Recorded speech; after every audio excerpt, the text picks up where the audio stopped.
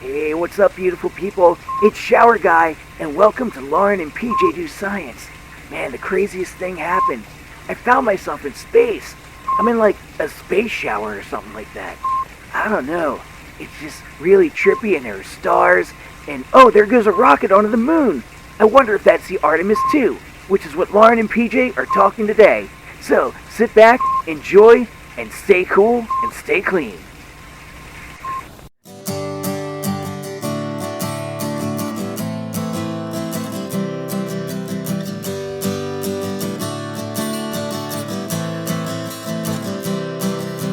Galileo, Newton's laws, Darwin writes on nature flaws, Curie, radium, and X-ray beams, Einstein, relativity, Watson, Crick, and DNA, black holes, Hawking, math, Copernicus redraws a path. Lauren and PJ do science.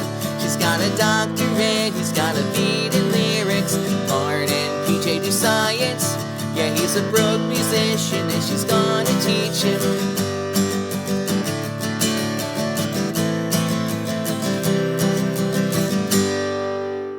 Hey, yeah, thanks, shower guy. How are you enjoying that shower up in space? It's probably kind of tiny, I'd imagine.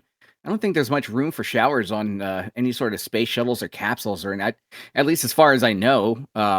So that's kind of interesting how you're pulling that one off. But hey, you know what, man? Live your best life. But yes, you were listening to Lauren and PJ Do Science, and today's, I guess we can call it kind of a substitute teacher episode because I'm doing the teaching is going to be all about space, specifically the upcoming Artemis II mission. And yeah, it's gonna it's gonna be a doozy. But before we get that, of course, you know me. I'm PJ. I'm a humble bard by trade and an internet techie fellow. And on the other side of the internet is Dr. Lauren, who is our resident scientist. How are you today, Dr. Lauren? Oh, I'm just fine and dandy, PJ. As a sometime astrobiologist, I have to wonder if Shower Guy is going to be okay with all the radiation in space. My first thought was like, does he have protective equipment for that while he's showering? I mean, He's is he gonna be all impervious to right? radiation. Yeah, he'll be Oh, fine. oh, oh, Yeah, is he he's from New Jersey too? yes. So he's Oh, he's that explains it. impervious. Mm, You get So exposed check from this birth. out. Seriously. But all right, check this out. Off topic, of course, to start. I tried to make this is so funny. I tried to make dragon's beard candy last night. What? What is that? That it's this candy, and I saw it on like TikTok and stuff where you make a candy and you basically make it into a shape of a donut and you stretch it kind of like you would with a taffy and then fold it over, stretch it again. So it comes out to like all these different strands and it looks like what would be a dragon's beard. It's a Chinese origin, I think. Um, Oh, okay. It is really hard to make, and it did not go well.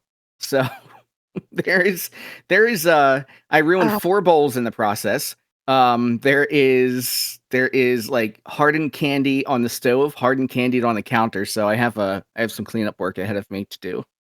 mm, Yeah. So yeah, if no.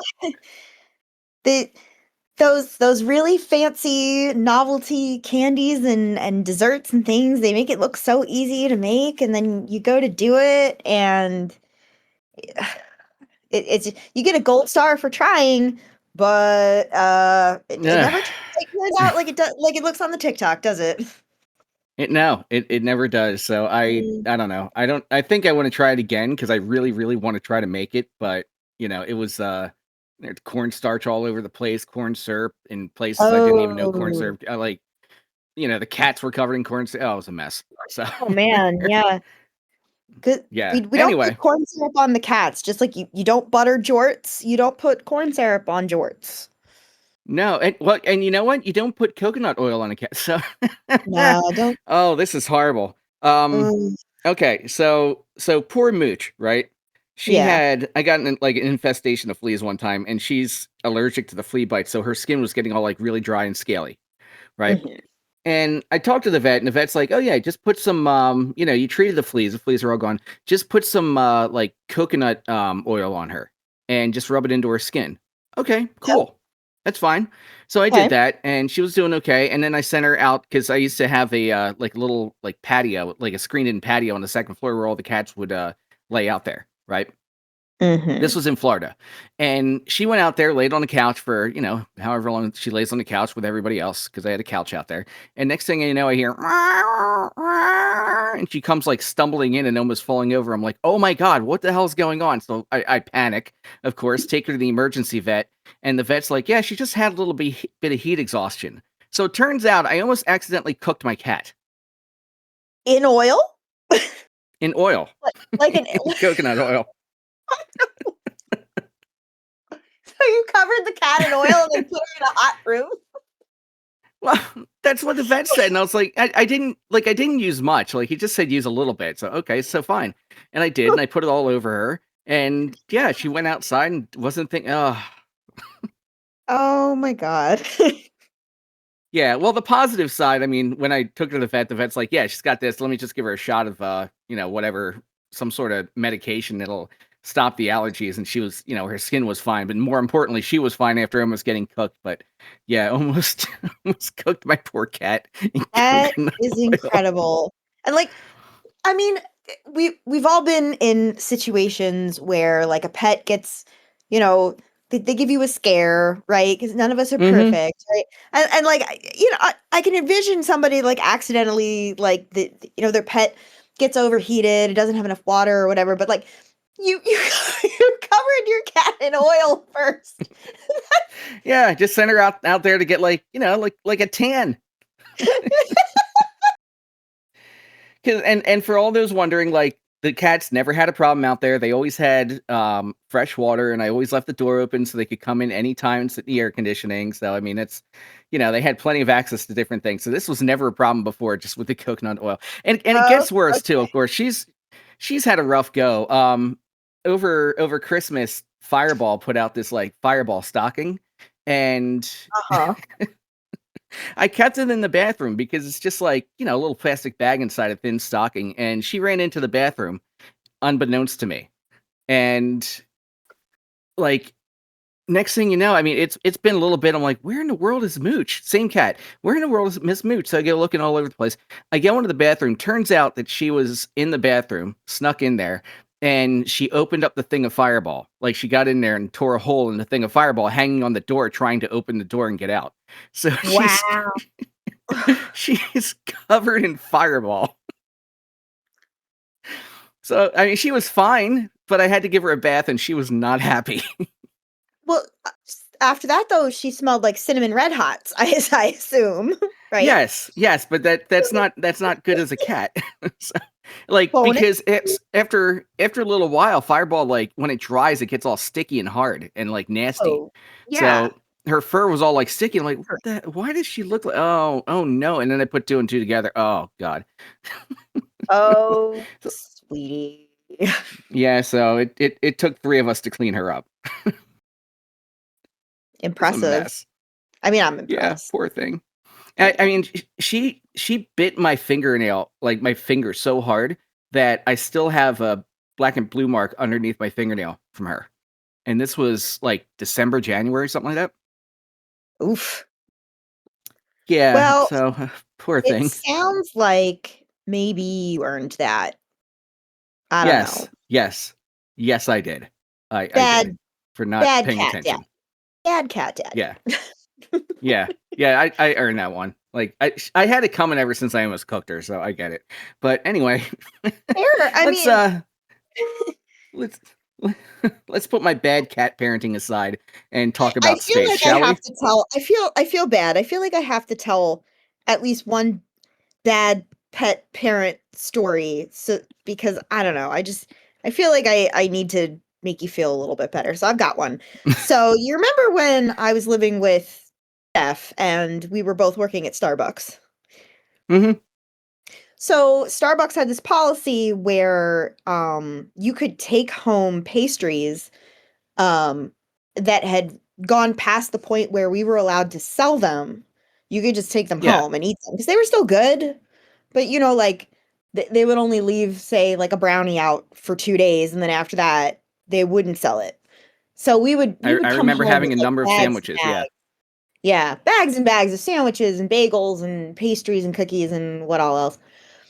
So one day, I don't remember which one of us brought it home, but we brought home a couple of these like really rich, like triple chocolate brownies. You know, the brownies that they have at Starbucks. They Hmm. pretty much haven't changed for the last like 15 years.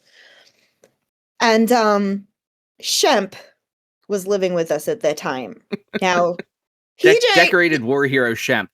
PJ knows all about Shemp, but for our listeners who are not familiar, Shemp was a 7-pound soaking wet Chihuahua Terrier hybrid of some kind who was born without his right front paw. So he was a tripod dog, and he looked like if Dryer Lint had become sentient, and he was the best dog I ever had. Like, and I say that with my whole chest. An amazing dog. I loved that Look, dog to pieces.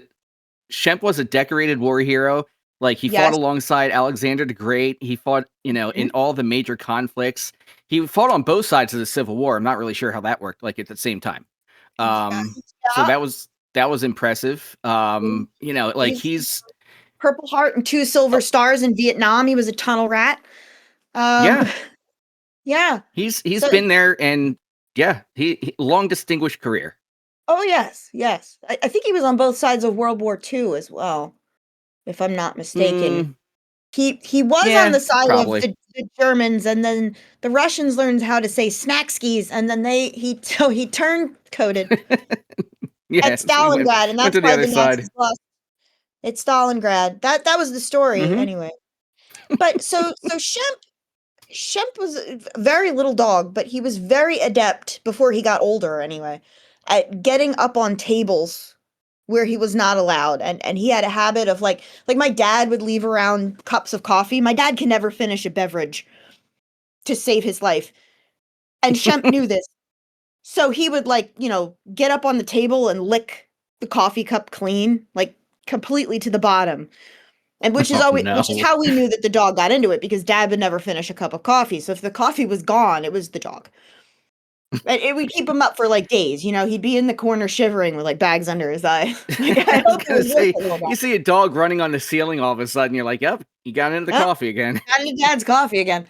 But on this particular occasion, we had these brownies that we brought home from Starbucks, left them out on the table, and went to bed. And the next morning, we found he had eaten like 2.5 of these pretty sizable brownies, and like I said, Oh, 7 pounds on a good day. He's a small dog, and dogs are not supposed to have chocolate. So like, my first thought was like, am I gonna have to take my dog to the hospital? Is he gonna die? Like, he was fine. He survived that incident somehow, but some dogs can have chocolate.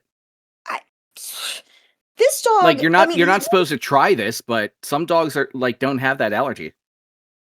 dogs, I mean, you know how it is with dogs. Like, to love a dog is to embrace your own mortality, right? Hmm. This dog should have died like 3 or 4 times, but somehow made it almost to voting age until his kidneys quit on him. I just, he was an incredible animal. He's greatly, greatly missed.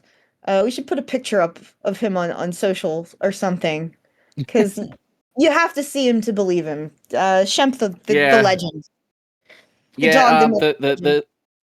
The sentient ball of lint is accurate. Maybe like a Q-tip that you just decided to play with and like unruffle it completely. Like, that's all very Mhm. accurate.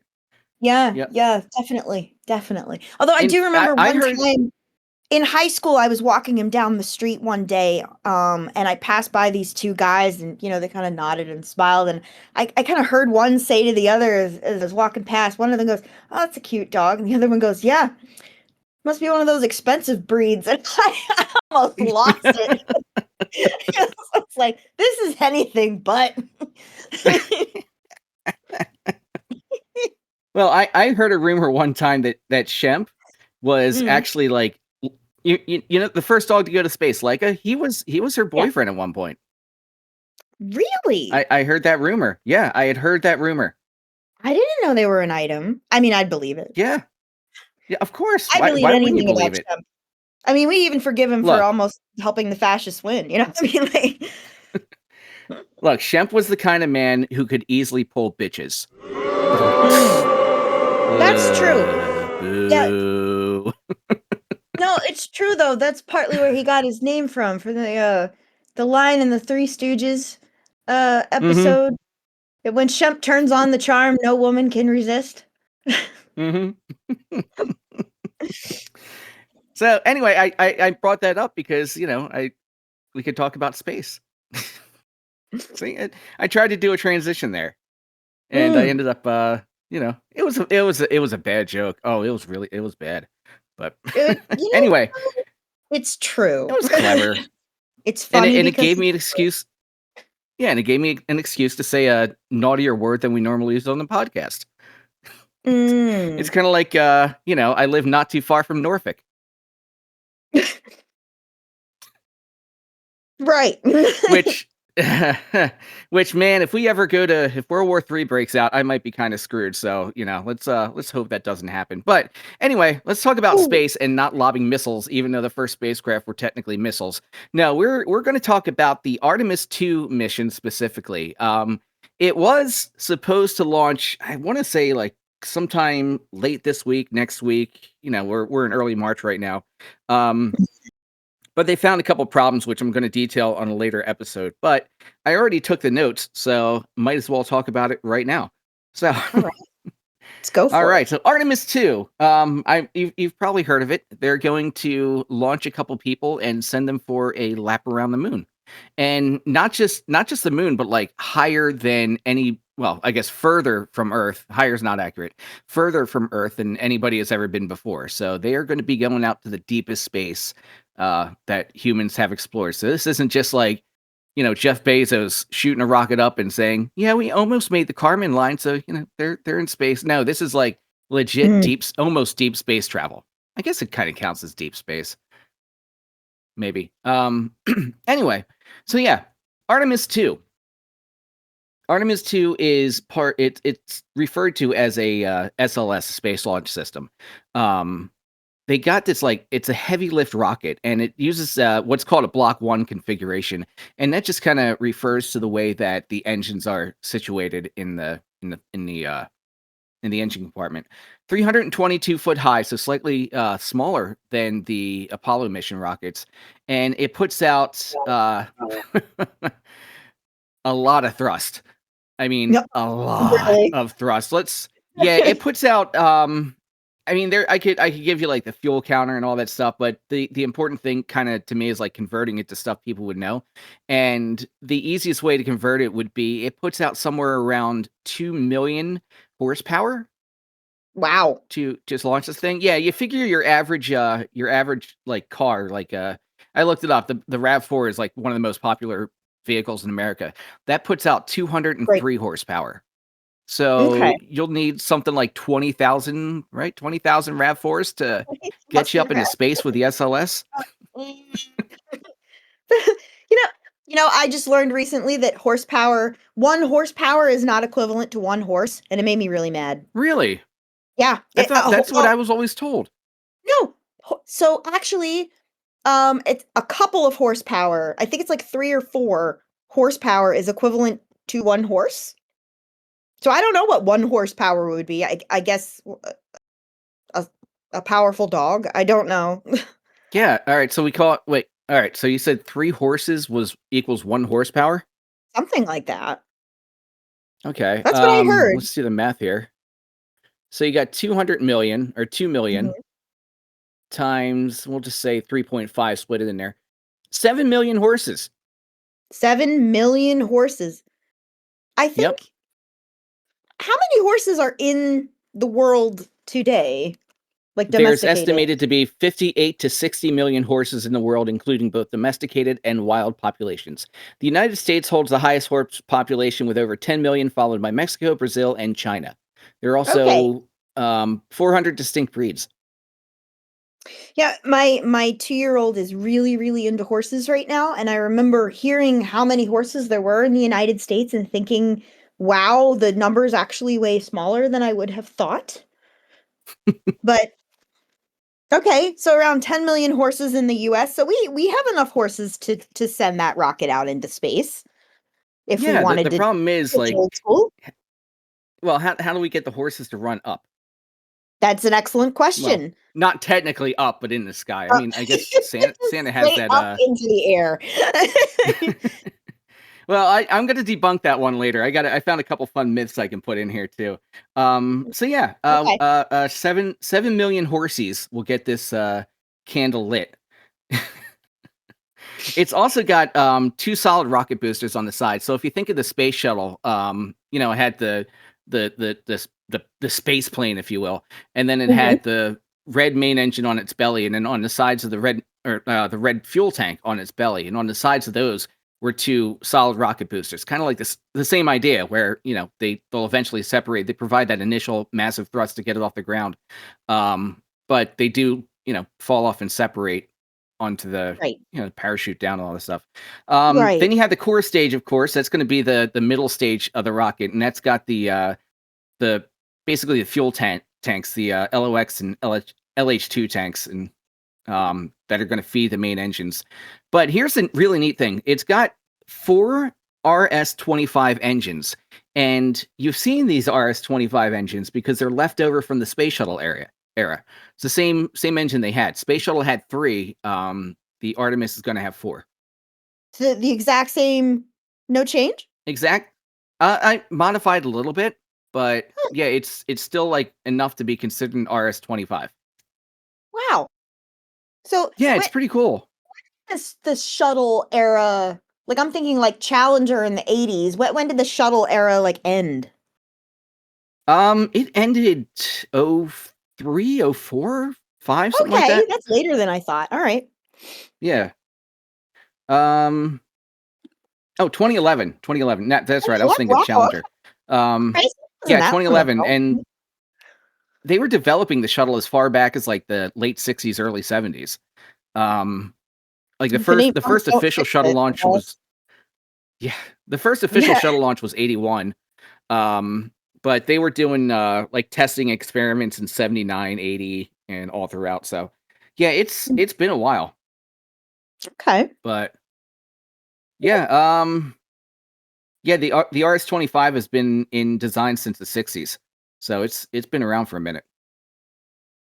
So it's they're pretty decent rocket thing. So you have those. You have a like propulsion stage, which is the upper stage on the Block 1, and that's going to do like burns to shape the mission and basically put everything on track. You have also an RL-10 engine, which is going to be a smaller one. That's the one they use directly up in space. So if you see in any like Apollo era movies, like Apollo 13 or something like that, they had that Mhm. like the last stage, they had that little tiny rocket. That's kind of, it's not the exact same one, but it's the same idea where it's a smaller rocket like that. Okay. And then, of course, on top you got the Orion spacecraft, which is the service modulator or service module on top of the things where the crew hangs out and all that stuff.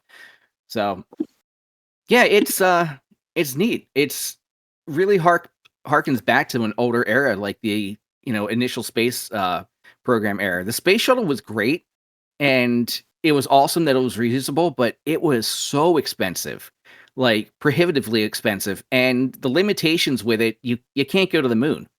Like, how are you going to Mm, land the thing on the moon? So, right. It's really like, designed to it's just like fly around and then come back. right. I mean, I guess you could have, sent it to the moon and had it orbit and send the people down on some sort of capsule to the lunar surface. But I mean, it was just not going to happen with the space shuttle. There's no way that Right. was going to happen. Um, so yeah, it's pretty cool. It's gonna go. You'll have the initial ignition, and that's when the SRBs are lit. And then once those guys are lit, there's no turning back. You're going. You can't turn them Mhm. guys off. About 2 minutes later, that's when the SRBs are going to separate. Then you're going to get a core stage burn, and that's the one that's going to send them up to. That's going to rely purely on the main engines, the RS-25s, and that's going to send them into space. And then that upper stage is going to take over after that. That's all going to jettison, and then you'll just have the RL-10 rocket that's really going to put them in position. So it's not quite 5 stages like Apollo was, but it's really interesting they're using the SRBs to send this up, and that's just because the rocket is so dang heavy, because it's meant to send people to deep space, like the moon, Mars, and whatever else. Wow. Mhm. So, So it how and many people are going up, and how long are they going to be up there? this first mission is going to be 4 people, and they got it slated for 10 days.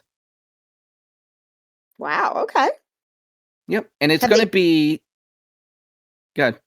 Sorry. They like everybody who's going has been picked and it's all planned out and everything.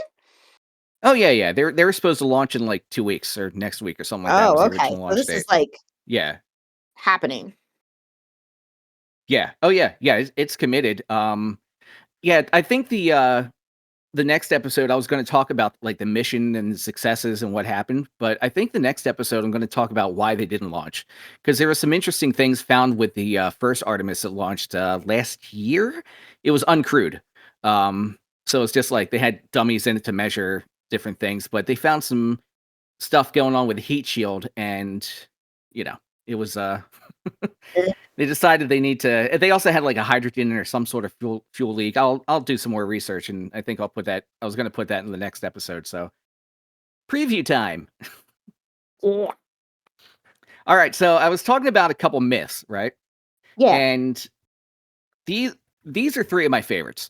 So we all know the rule of physics where you have to push against something to obtain motion, and they say rockets push on air, right?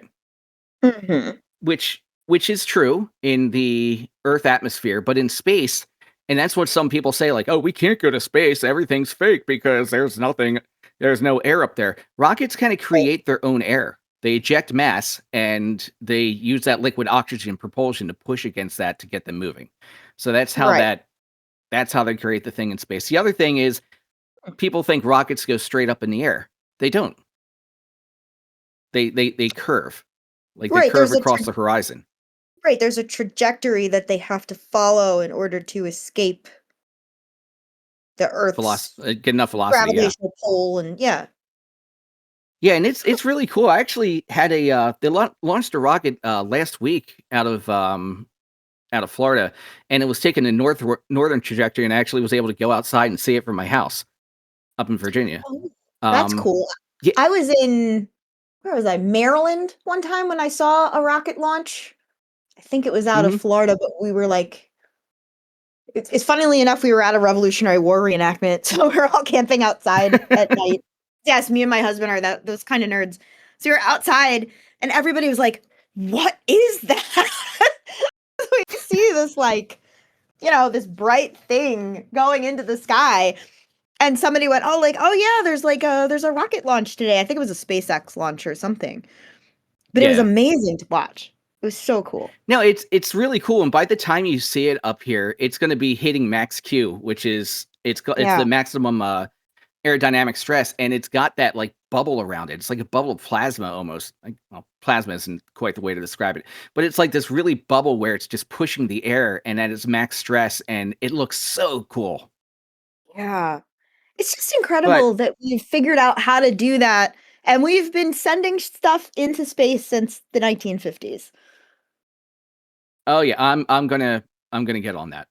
Oh, I'm I have a excited. I'm soapbox for excited. that. Yeah. But one of the coolest places I ever saw rocket launch was at Magic Kingdom in Disney World because you see it like out behind my old apartment in Florida, you would see it like go up and disappear into the clouds just because the angle I was at, it did look like it went straight up. Just because of the way that I faced Cape Kennedy. But at Magic Kingdom, you actually saw it like crest over the horizon and then hit a peak and then come down like a perfect rainbow. It was so neat. Wow. Yeah. Really Yeah, and cool. then my third favorite myth, and this one's really cool. It was fascinating when I first found out as a kid. Everybody thinks space is zero gravity. It isn't. You're actually falling the entire time you're up in space. Towards It's something just, with gravity? yes, towards the Earth. So it's like the more it's zero gravity is technically inaccurate. It's more like microgravity. And that's why you hear about the ISS having to do the International Space Station having to do burns every so often. You've seen movies in space where they talk about, well, we have to do a burn. It's because you are always technically falling towards something with gravity in it. And that's why the astronauts appear weightless. because of that constant falling trajectory. Oh. Huh. Yeah. Isn't that cool? Yeah, I did not know that. That's Yes. that's really cool. So if you fire up like a satellite or whatever, Yeah. and you don't have anything on it to correct the trajectory or anything like that, eventually it's going to spin around the Earth. However many revolutions that takes. I mean, it would take a long time, but eventually it'll spin around, and that orbit's going to get shorter and shorter, and it's going to get sucked down back into the atmosphere and crash. Huh. Wow. Right? Yeah. Mind blown. I had no Yeah, idea. it's a really cool one. Mm-hmm. Yeah, it's really neat. I love that one. I love telling people that too, because they're like, "Wait, what?" But if you think about it, think of the Vomit Comet, right? The zero G trainer. How do they Right. generate that artificial gravity? By flying like upside down, basically, right? They fly up and then they put it into a nosedive. Right. And as the plane's flying down, the astronauts or the people inside the plane are sort of floating there, creating zero gravity. But there still has to be something falling. And Right. as it slowly levels out, the people are once again falling down and they hit the floor of the plane. So it's that same idea. Because the people Oh. Right, so the falling of the plane creates the zero gravity or microgravity, if you will, and eventually the people get drawn back in once the plane reaches, a plane of gravity. So is the plane basically just going faster than the people would be falling? Yeah, So so they're falling and the plane is going towards the earth, but the plane is going yep. faster than they would be falling if they were outside of the plane, and that's why they're floating. Yeah, it's Ba- it's just like getting airtime on a roller coaster. right.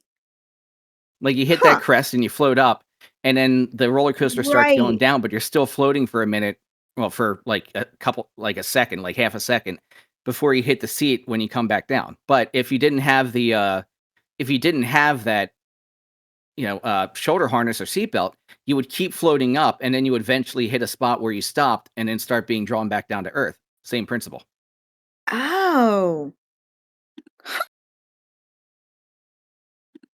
See, I teach the teacher something. You did. I I did not know that. That is I guess I never really like thought about it 'cause I'm definitely not a physicist.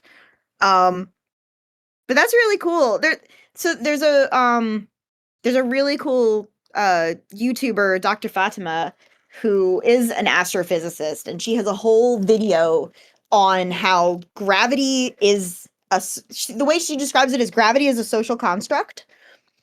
Yep. And you should really check it out because she basically explains how we don't entirely understand how gravity works, and we call it a certain thing and describe it in a certain way, but it's still viewed through like a human lens. It's the way that we interpret it and the way that we describe it, and it's imperfect, and it's not just like a raw observation of something. It's a description of something, and it's an incomplete description of something. Well, And think about it's a it very, very like cool this. concept.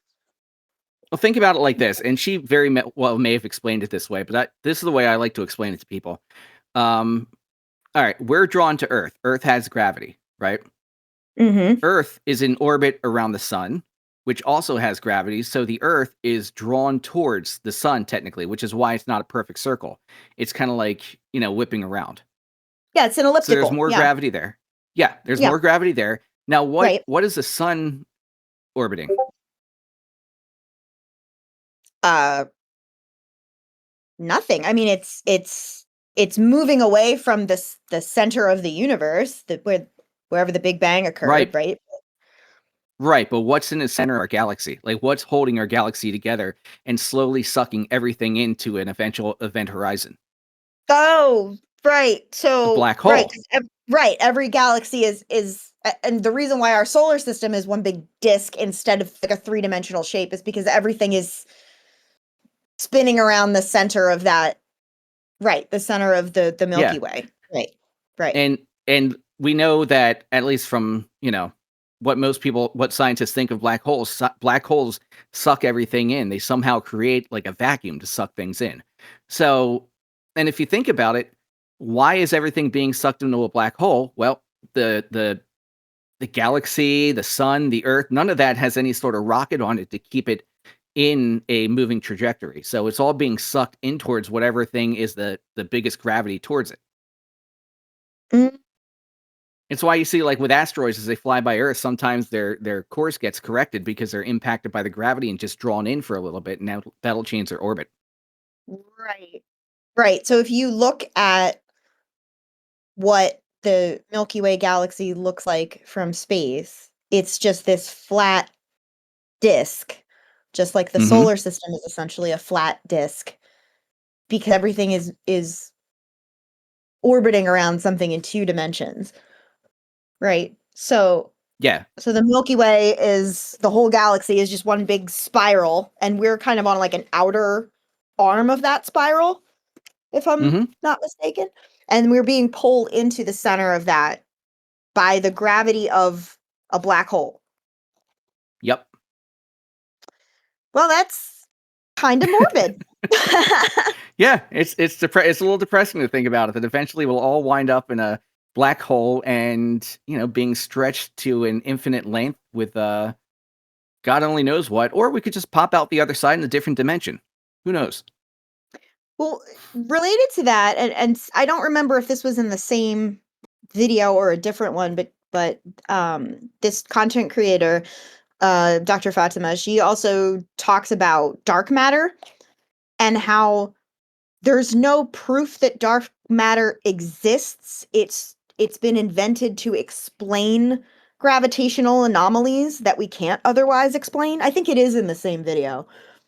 So Mhm. like in theory, there's something out there that we can't see and we can't measure that is causing these anomalies in our measurements that we can't explain with our current model. So we have to invent something that we can't actually measure in order to explain why those anomalies exist. But there's no way to prove that that's the reason why those anomalies exist. It could be something else entirely. It's just that dark matter is the hypothesis that everybody kind of latched onto and decided like, yeah, this makes sense even though there's zero proof for it whatsoever. Yeah, it's also what Nibbler poops out in Futurama. Oh, right. So I guess it does technically exist, but no, that's the way I've always understood it. It's completely theoretical physics is just like insane. It's kind of like half educated guessing, half sci-fi creativity. Like, it's Right. awesome. Theoretical physics is so cool. But you were talking about the gravity being a social construct. One of my other favorite things is about how time is a social construct from one of the greatest movies ever, Buckaroo Banzai, right? Mm, right. Time is the reason that everything doesn't happen at once. Right. So we experience time linearly, but that doesn't necessarily mean that that's how time works. Yep. So we It's only something that experience was time played around linearly. with in Slaughterhouse-Five, and of course Doctor Mhm. Who has played with it a bunch. Wibbly wobbly, timey wimey Wibbly stuff. But wobbly, yeah, timey-wimey. Exactly. we only experience it linearly because, some person said, all right, this is going to be 1 hour. And this is how dates are going to, obviously they measured against the rotation of the earth and the sun. We kind of all know how that works. But somebody decided this is how time is going to work. But Right. scientists have explained time is more like a jumbly bubble of just a flying spaghetti monster, really. Mhm. Yeah. So your bowl of pasta is more what time actually is rather than what we perceive as time. I So mean, it's it's something that I interesting harp about all on the all the crazy time. stuff. Yeah, it's something that I harp on all the time about science, and that I think that not enough people, both within science and outside of science, talk about is the fact that everything in science is kind of a social construct. We tend to um put science on this like opposing spectrum where there's like science on one end and the humanities on the other, and everything in the humanities is subjective and everything in science is objective, and that's not Mhm. at all the case. Like, we try to make sense of the world using our observations, but a lot of what we say reality is just socially agreed upon because it's the best explanation we can come up with. Yeah. So, all right. So we've gone from space into bending reality. Woo! I knew we would get there. Yep. Look, I do want one day. I do want to have a theoretical physicist on the show and just pick their brain like with all this stuff. But anyway, Be back great. to the back to the topic at hand. So a couple fun stats for you about the space launch system versus the Saturn V rocket. Lay it on me. Saturn, yeah, Saturn V was actually taller, 363 feet, and the SLS is 322. But they've compacted a hell of a lot more energy into the SLS one. Hmm. Because I mean, it's crazy because like the Saturn V was designed more towards to go to the moon, but the SLS is designed to like lift things up to the moon. So with Apollo, they just wanted to prove that we can go to the moon, we could get there. Look, yay, we've done this. But the point of the SLS and the Artemis program, and SpaceX is kind of working on the same thing with Starship, is to establish research colonies on the moon. So you're going to be lifting up like heavy things. So it has to have a lot more thrust to get more stuff up into space. Right. Right. Yes. Yeah. Mm. 'Cause And you're it's not just also firing a designed to be car into safer. space. Yeah. It's Mm. it's also designed to be safer. Um Mm. because if you remember back with the early spaceflight programs, the only requirement to be an astronaut up through, most of the Apollo program was to have some flight experience for the most part, be like most of them were test pilots at some point. The other requirement was they had to have a set of balls that dragged 10 feet behind them on the ground because they were so big. Like, these dudes were insane. Like, the original astronauts, it, they didn't really care about safety. It was just like fearlessness and firing these guys up to space. So at least they've now kind of started to work more on the safety part of it. Not that safety wasn't ever like part of it. It always was. But it was way more experimental aircraft back in the Apollo era. That kind of reminds me of the invention of scuba and Jacques Cousteau and the Trois Musketeers. We have to do an episode on that. Just like the invention of scuba diving and all of like the testing that they did and how insane it Mhm. was. Just like how much they like risked their lives to do it. We should really just do an episode on that sometime. Yeah. And I'm not saying These like the two new is crop of similar if you think about astronauts. it. Yeah. Yeah. I'm not like sitting here saying the new crop of astronauts are like, wusses or anything like that. They still have Oh, like giant balls of steel. oh But God. it was yeah, like it's still terrifying to be shot up into space. Of course, I would do it in a second, but it's still incredibly dangerous, no matter how much safety you put in there.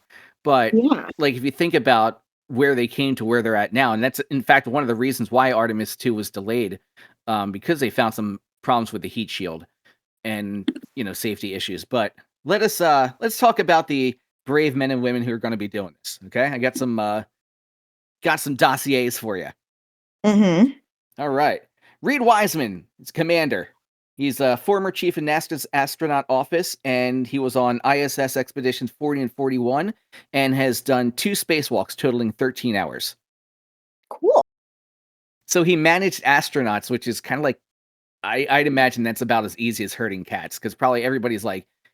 But if you think about it, he probably had like the most cakes and donuts and sweets brought to his office because everybody's trying to bribe him to get shot into space. Somebody just shows up with a box of donuts, like, please fire me into space. Yeah, please. Then you have Victor Glover. He's the pilot, so he's going to be flying the thing for the most part. He previously flew on SpaceX Crew 1 to the ISS, and NASA says that he has multiple advanced degrees. So, he's kept clicking add degree until the website crashed. So he's got like flight test engineering, systems engineering, engineering this, engineering that. Like, dude can fly. Okay. All right, then we got Christina Hammock Koch. She's a mission specialist, so she's going to do supporting procedures. She's going to do spacecraft ops. She does mission objectives. The mission specialists were primarily the ones you would see going out the spacewalks on the shuttle. That was their kind of job. Mhm. She's also going to be the first woman around the moon, and she has a record of 328-day space flight and 6 walks or 6 Love that for spacewalks. So her. she's done a lot. Oh, girl. hmm So first woman around the moon on that. I forgot to mention that too that Victor Glover is going to be the first African American guy to fly around the moon too. Oh, wow. So there's a lot of firsts on this mission. Yeah, this is going to be the first like the deepest space we've ever gone. First back to the Yeah. moon in 50 years, and I have like I said, I have a whole soapbox on that. That I don't know. May have to wait to the next episode. We'll see. And then we have another mission specialist, Jeremy Hansen. He was a fighter pilot. He is a BSc in space science and MSc in physics. He had experience previously in mission controls. The Capcom. The Capcom's the person who talks directly to the astronauts, not plays Street Fighter with them and Mega Man and all that stuff. Mhm. He'll also be the first Canadian on a lunar mission. Yeah, Okay. So we've take got a woman, um a black man, a Canuck. mhm. Uh, Yep. very exciting. Yeah, like I could just imagine like he's playing around doing the stuff on there. He sets off an alarm. He goes, "Oh, sorry about that. That was me." Or he could just go full Shorzy on it. It'd be great. Imagine shooting Shorzy up in space. I think it depends on what part of Canada he's from, I guess. Yeah, but so yeah, they have. I mean, it's not that NASA has never sent an outstanding crew up, but this is you know, they have multiple disciplines. They're good at handling problems. Like they're gonna be just fine from a human perspective. Mm. Mhm. So moving on, let's talk about the whip itself, right? The The whip. Orion capsule. Oh, The yeah. whip. Not the nene, but the Whip. whip. Whip. All right. The Orion space capsule. All right. Have you ever actually seen like the early space capsules up close? Have you seen like a Mercury program space capsule?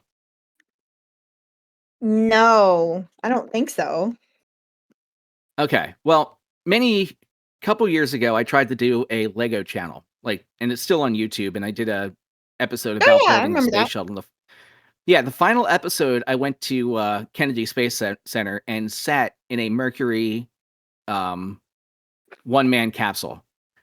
This thing was to call it a closet would be generous.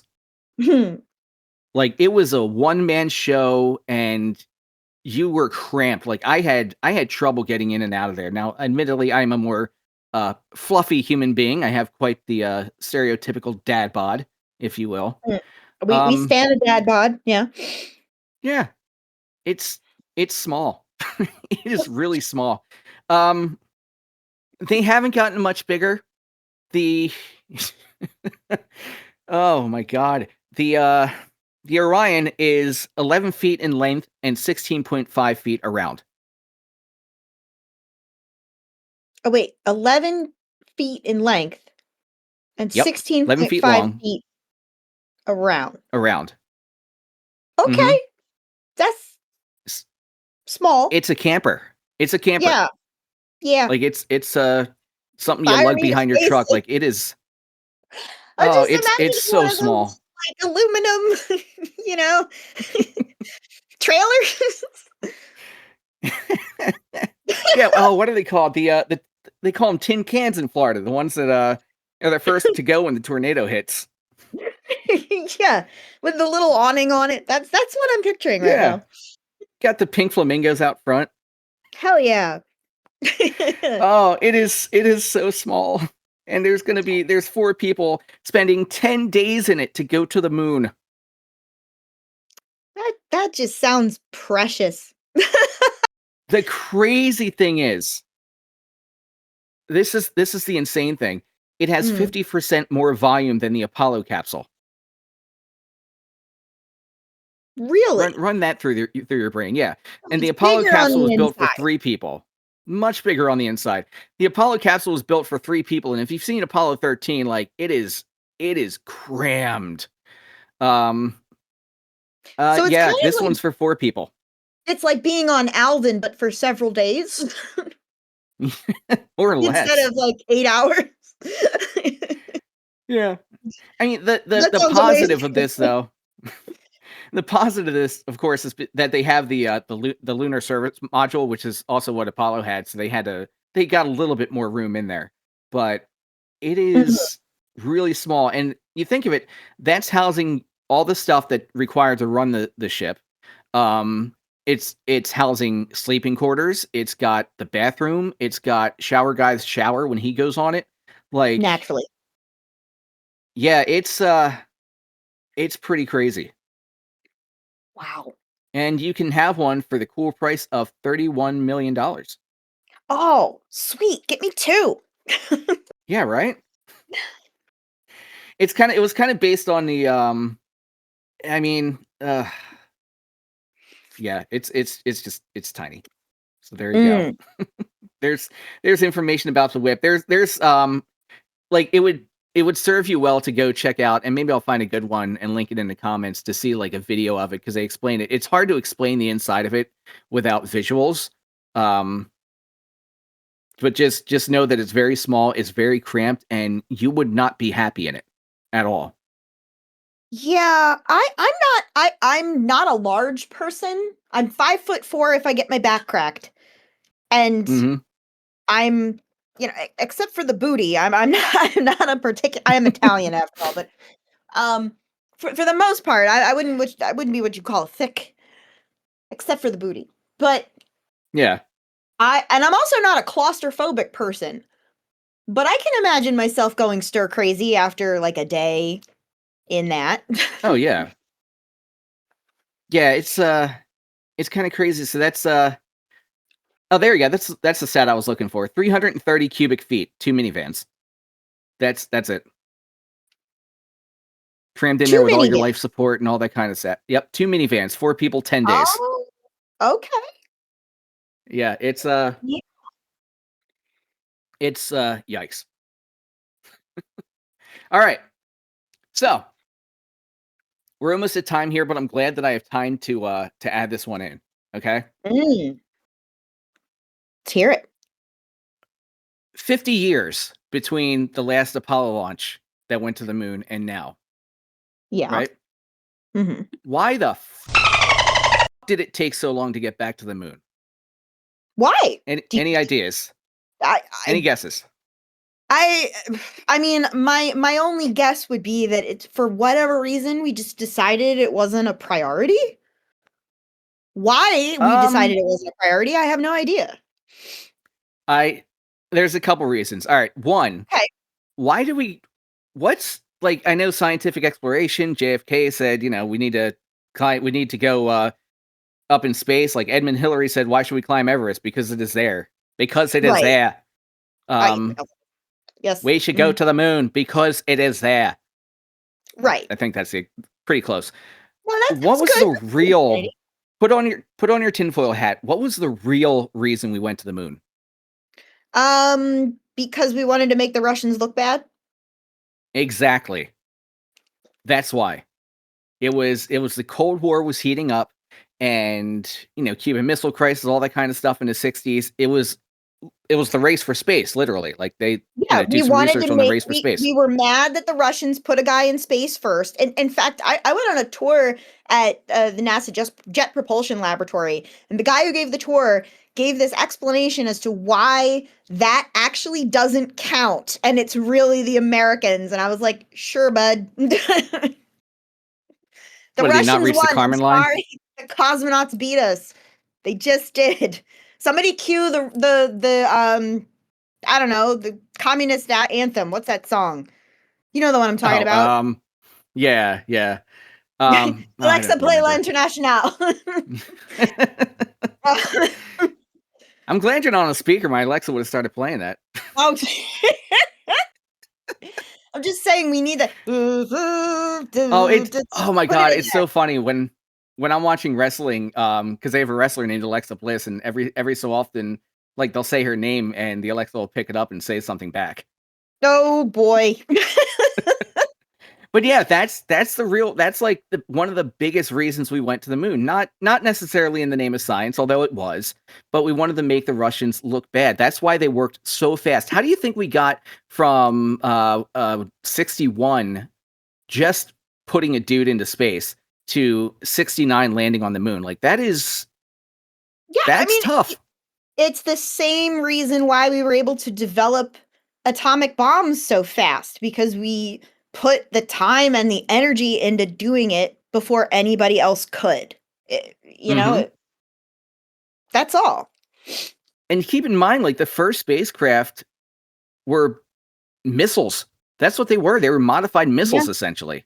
Yeah. Like they didn't really start developing things until like the Mercury was long-range ballistic missiles. They really didn't start developing stuff until Gemini and Apollo to get things to the moon. But we went to the moon in 8 years, yet it's taken 50 years to get back. So they didn't have a reason. Right. America started getting bored. Going to the moon wasn't flashy anymore. The TV ratings went down. So they said, okay, let's not spend the money on this. Let's just spend the money on the space shuttle and get something reusable before the Russians do. Right. We won Which the is kind of space the race, Russians. so. Yeah, and you notice that like all kind of coincided with the start of the fall of the Soviet Union too. So it's kind of it's interesting there. But jokes on us. I mean, the Russians actually started developing their own space shuttle called the Buran. Buran. Buran. I'm not entirely sure how to pronounce it, but they actually developed their own space shuttle. And again, it fell apart because of the fall of the Soviet Union. So it's a fun little history tidbit for it there. It looks really cool. And there's supposedly one or two still sitting abandoned in the Cosmodrome out in Russia. So that's the YouTube look. But yeah, that's it. So we really didn't have much reason. NASA's budget got chopped up, of course. And that's why we didn't have a reason to get back to the moon. And part of it, yes, was a focus on safety. Part of it was to develop the space shuttle program. Now, why was the space shuttle program developed? We wanted the reusable ship to establish a permanent location in space. Why do you think we want a permanent location in space? Oh, space base. Yep. Moon so, base. I mean, just like in 2001, we had to have the moon base. Like I can hate talk to say a lot that it about all comes. that movie. Oh my god! Like I hate to say that a lot of it comes back to military, but it does. It unfortunately does, Sure. and which is crazy because you have all this money being funneled to, a giant military who lobs missiles and blows up countries where people live on like $2 or less a day, but over here we can't. Give somebody $6 to eat for a day because that's not good. But hey, let's blow somebody up, and you know what? Forget science. Let's just blow stuff up. But it's a whole. I know that's your soapbox. Sure. Let's get me on my soapbox for a minute, because a lot of people will look at something like this, a mission like this, and they'll go, "Oh, why are we putting all of this money into something that's stupid when we could spend that money?" Taking care of our veterans or feeding hungry people or et cetera, et cetera, et cetera. And like, I don't disagree that we need to prioritize those things. Science is not the budget that you're looking for. Like, we just accidentally, our own allies accidentally blew up 3 of our own planes a few days ago. I think they were like F-16s or F-18s. I don't remember.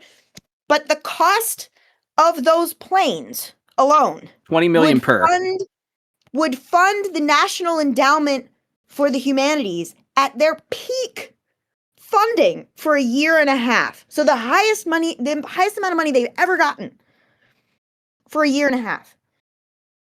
So it's mental. Yeah, and like, if we took the cost of one of those large like naval aircraft carriers and gave that money to NSF, we could like triple its budget.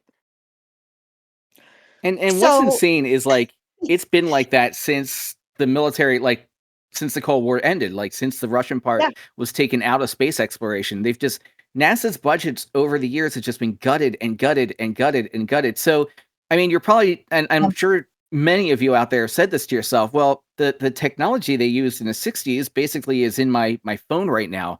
So why can't we go back? Well, one, the technology has become more complex.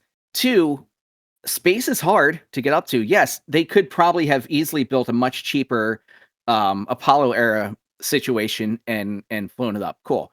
What good is that going to do? That doesn't really advance science because we've done it already. The purpose of the Artemis missions is to start to establish that base on the moon and make us, eventually an interplanetary species. That's the point of it. That costs a lot more. That's a lot more software development. That's a lot more, expensive equipment. That's bigger rockets. That's rockets that can do more, like the Artemis II, like the Block 1 spacecraft.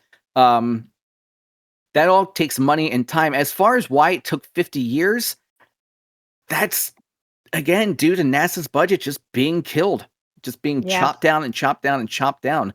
And And it's only they've gotten also worse gone in the through, last couple of years for sure. yeah, and they've gone through a couple of times. There was they were working a couple years ago on I want to say it was it was called Project Constellation, which was Mhm. supposed to be a new capsule system, and that's kind of what Artemis 2 was based off of. Um, but they're not just shifting like, oh, let's put people back into space because we already know how to do that. They're shooting for the moon. So while we've been there, it's a different game that's being played now with a lot less money and a lot less dedicated resources. So that's kind of one of the biggest reasons it's taken so long. And again, as I pointed out before, the focus is also a lot more on safety and making this thing as safe as possible. It's the difference between, Mm. building a test airplane, which is again, the original astronauts were all test pilots. It's the difference between building one of those and sending it out versus, going through all the work, going through all the development to build the 747, which, one of the most reliable planes of all time, one of the most well-known planes of all time. It's Right. that sort of like that's a good way to compare it, where the 747 took years and years and years of development to make it safe, whereas the Mercury was just like, all right, let's plop this tin capsule on. I think it'll survive. Maybe, maybe not. Let's throw a heat shield on it and light the candle, go up in space. My husband and I recently watched Mickey 17. Have you seen that Mm, movie yet? I have not.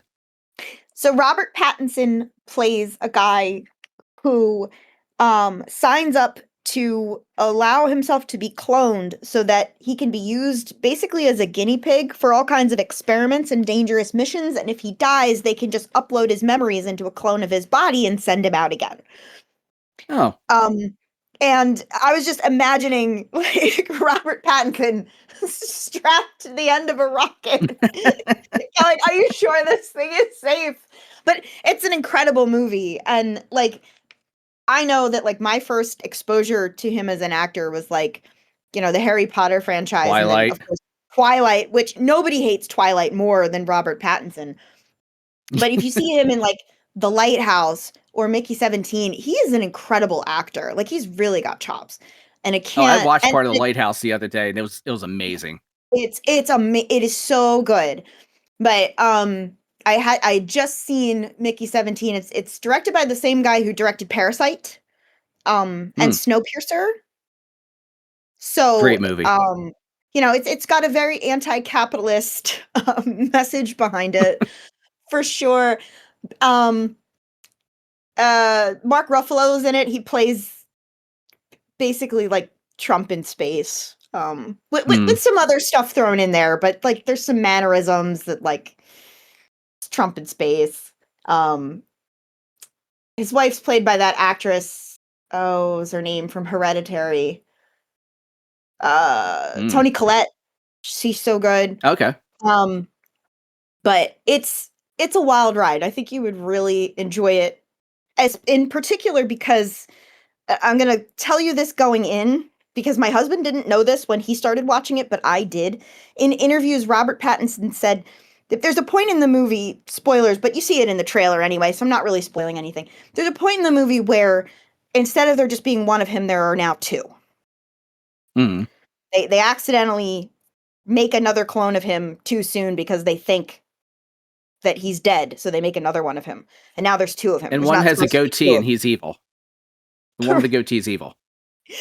So Robert Pattinson in interviews said that he based the personality of these 2 different clones on Ren and Stimpy. And you can really hear it. There's moments where my husband and I are looking at each other, half expecting him to just be like, "You idiot!" Like, Was he suffering from the space madness? You know what I've been thinking about this entire time? Not that episode of Ren and Stimpy, which is a classic, and I absolutely love it. The one where they're cosmonauts, space Okay. dogs. The one where they're cosmonauts, they're being sent up by the USSR, and they run into another shuttle that's got 2 pigs on it. Mhm. When they run into each other, Ren goes, "Capitalist pig!" And the pig goes, "Russian dog," and like this John Wayne voice. Hey, Ren, I think you're up in space. About. That's You know my what? favorite. Asthma Hound Chihuahua. That's a good way to describe Shem too. Yes. Yeah. But we're bringing it back around to Shemp.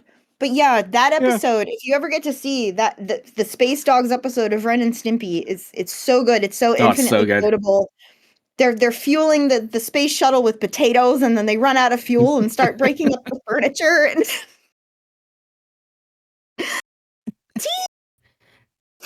oh my god! But I found a good quote too about the why it took so long. And this isn't my quote. I couldn't find who said it. Yeah, I'll bring it back. Because we're almost at time. Don't get paid for more than an hour. Hey, we don't get paid at all. What am I doing? Just for the love of the But- game. Yeah, but here it was. Apollo was a sprint. Artemis is a marathon, where the marathon has a safety review. So that's what it is. We're sprinting, and it really sucks to me that a lot of scientific innovation simply comes because we have to have military attached to it somehow. And space is probably the biggest victim of that. And that's my soapbox. That's why it annoys me that it took 50 years to go back. Because I mean, there are several other reasons, too many to list on a show. But to me, that's the biggest, most criminal reason why we haven't been back, because of the military, and beating the Russians. Because we could have done something through the 80s. We could have done something through the 90s. And yes, the space shuttle program was very expensive. Yes, it was necessary to help with their exploration of space, but we could have also developed something at the same time to do it sooner. But we just didn't have the funding for it. Yeah. I mean, in NASA's defense, we've put multiple landers on Mars. We can now see that I can go on my computer and look at the surface of Mars. I can watch a sunset on Mars, which to me, like, is the most moving thing in the entire, like, I just can't, it's so incredible that we can do that, right? We flew a helicopter on Mars. Yeah. Like, NASA is really we've got the Europa Clipper mission coming up. There's a lander planned for Europa too at some point.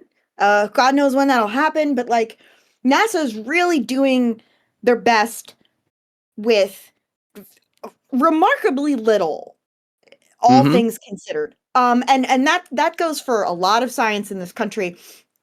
And and it's a shame because, like, for as small of the pot of money has been in years past, if you look at what the payout is right now compared to where it historically would have been by this time last year, for example, the money is slowed down to a trickle. Yeah. And it's the Office of Budget Management that's just holding up everything right now. So folks are applying for grants. They want to do all this amazing science, and money's either been taken away or they don't hear back because everything has been slowed to a halt. So, but I could go on and on and on about that. It affects every branch of science here in the United States is feeling the squeeze right now, even more than we have historically. And NASA is, of course, no exception. There's a lot of stuff at NASA that's gone away. I've had friends who have left NASA. They worked there for years and they saw the writing on the wall with this new administration and they're gone now. They're just like, I'm not doing it. And it's sad. It's really sad. Yeah. NASA had a blank check in the 60s, and now they're like basically fighting the Girl Scouts for space to sell cookies out in front of the local Walmart. Like it's bad. And it all comes down to what are the political priorities. So anybody who says that Mm-hmm. science is supposed to be apolitical, it's like, well, in an ideal world, sure, but like politics determines what gets funded. Everything is Mm-hmm. political. Yeah, Uh, it's tragic, and it NASA is. NASA will always have a special place in my heart because I mean I've always been a huge fan of space exploration. Like I think it is so cool. Like the Oh yeah. ultimate thrill for me would be getting shot up there in a rocket. Like that would be so incredibly amazing. I went to space camp when I was in 4th grade. Like Oh, it's so cool. So it's yes. My I, mother I've I'm sure always has a said picture of me somewhere. I've always said that there are 3 gateway drugs to science, and that's dinosaurs, the ocean, and space. So Mm-hmm. Yeah. if there's So a yeah, one, it's another.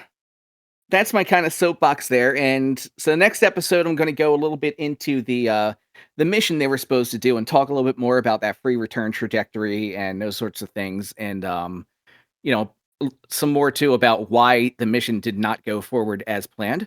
Cool. But of course, we're at the part of the episode where I will ask you if you have any questions before we go into the next one. So any questions you may have.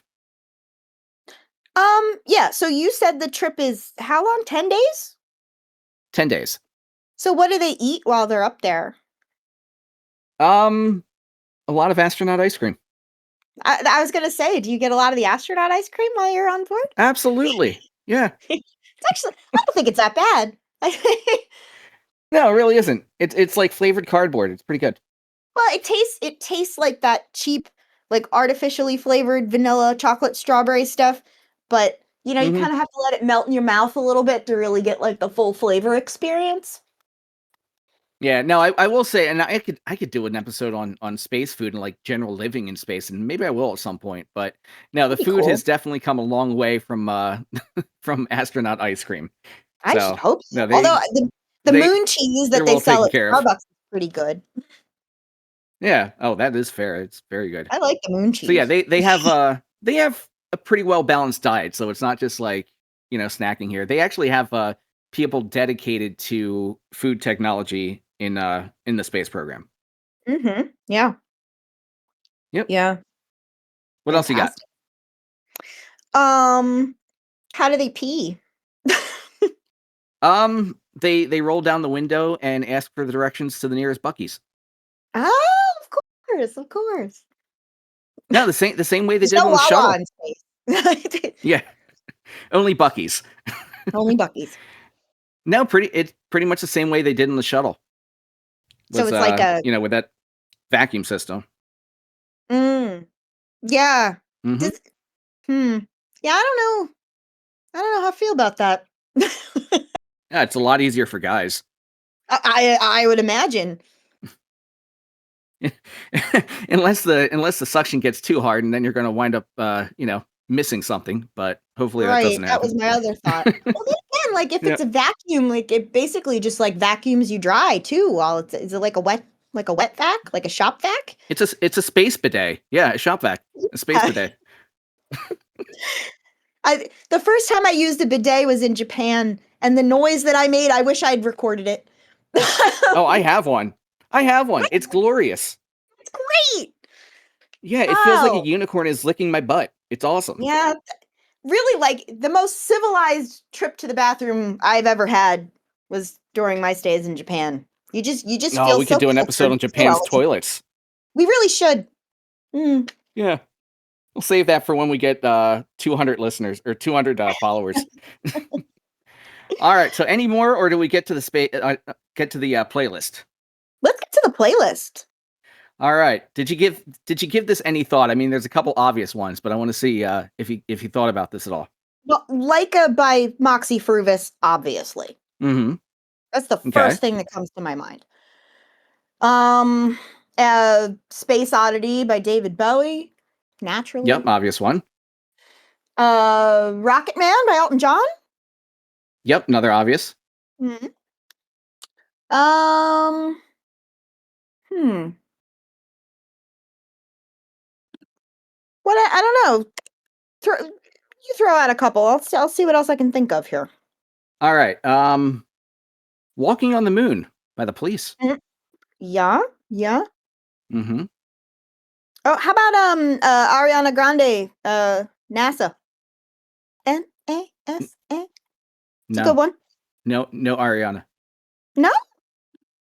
Oh, fine. Space by That's Murder gonna be by the one Death. that sticks out. Yeah, that's a good one. Space, Space There's by so Murder by many. Death. Excellent song. Mm-hmm. I'll go with Contact by Daft Punk. Oh, yeah. Mm-hmm. Yep, because it has that little bit of Apollo stuff in the beginning. Um, what else? I wrote down a couple. I've got one. Okay, go ahead. Cosmic Girl by Jamiroquai. Oh, that's such a great song. It's such a deep cut, too. Takes me Yeah, back. they when they were filming the video, he actually didn't have. I think it was they wrecked the windshield on the car, and so for like subsequent takes, because there were only like 2 of that car in existence, and on subsequent takes, J.K. was driving it without windshield. You learned that from Wow. Top Gear. Huh. How All right, about I'm gonna go Mr. Blue Sky, ELO. oh, yeah, that's a good one. How Mm-hmm. about Communism in Space by the Window Smashing Job Creators? Okay. 'Cause let's build a commune on the moon. I'm actually writing these down. Smashing Job Creators. Because I did not do that last week. Mm-hmm. What? Oh, yeah, I was. Oh gosh, what the hell's the name of it? The Hans Zimmer from Interstellar. What's the name of that song? Oh, I still haven't seen Interstellar. Oh, I really? know. Oh, it's so I good. know. I need to. You watch Mickey 17, I'll watch Interstellar. um. Uh, I'll have to look it up. Kraftwerk, Space Lab. Space Jam by the Quad City DJs. Oh God, it's about basketball. Thank you. It's still But I'm about gonna put it space. on there because it's such a good song. I'm just gonna put this song from Interstellar. And of course, I mean, we could go on. You have like the whole Oh, composition of the planets. I'm actually going to recommend an album to yeah. everybody to listen to. This is one of my favorite albums. Like to me, it's a top 10, sometimes bordering on top 5, depending on my mood. It's called The Race for Space. It's by Public Service Broadcasting. Ooh, okay. It came out in 2015, and it's purely instrumental, except for when they weave in snippets of like clips from the Apollo program. So they do like the best song. In fact, you know what? I'll put one of the songs on the list. Yeah, I'll put one of the songs on the list here. I'm gonna put "Go" by Public Service Broadcasting because it is such an amazing song. Yeah, I'll put that on the list where they do like this awesome instrumental piece to and the vocals, like they're not singing the vocals, they use snippets of the landing of the Apollo 11. So you'll hear like the music behind it or whatever it is, and you'll hear Gene Kranz saying ready for go, and then each of the ones will be like flight go, Capcom go, medical go, this go, that go, and it's all like done in rhythm with the music. It's phenomenal. Oh, wow. That sounds really cool. Yeah, the whole album's ridiculous. So I mean, I think that should be mandatory homework for all of you guys out there. But also, hey, if you have other ideas that we could put on here, put it in the Yeah. comments section. I'm more than happy to do a growing playlist. But we went a while here. That's okay. I did a I did a pretty good lesson for my first teaching experiment. So I I, hope you I guys think so as You well. did a fantastic job. I'm still working on my song, but don't you worry. I have been giving it a lot of thought. I've So, been working on mine too. Okay. We're gonna have we'll have two, but Well, a battle of the bands. there you go. I like it. But yeah, thank you guys all for hanging out and listening. And don't forget to, like, comment, tell us what you thought of the episode, and ask us any questions you have, really, about any sort of science. I'd love to start doing a listener mailbag situation.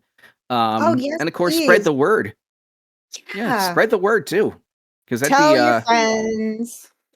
yeah, word of mouth. We'll get it out there, and eventually, we're gonna have social media. I say that every episode, and one of these episodes, I'm actually gonna do it. I We're promise. gonna do the thing. You know, the problem is we're elder millennials. I know, and we have elder millennial problems. You have kids, I have cats. We both have no money. I have 2 So all our free children. time is spent working. Yeah. But yeah, I think it's time to wrap it up. So, I'll say thank you guys once again. Like, comment, subscribe, spread the word, tell all the good people out there. Ask us what you want to know. Give us ideas for topics, because we are totally willing to explore topics that we are not experts on either. Because part of this is fun learning for both of us. But yeah, Yes, please. that's gonna be it. So we'll see you guys in the next episode, where we talk about the mission some more and why it did not go off at this point. But I think it's slated for like early or mid-April next time. But yeah, we will see you next time. So thanks you all for hanging out. Say goodnight, Lauren. Good night, Lauren.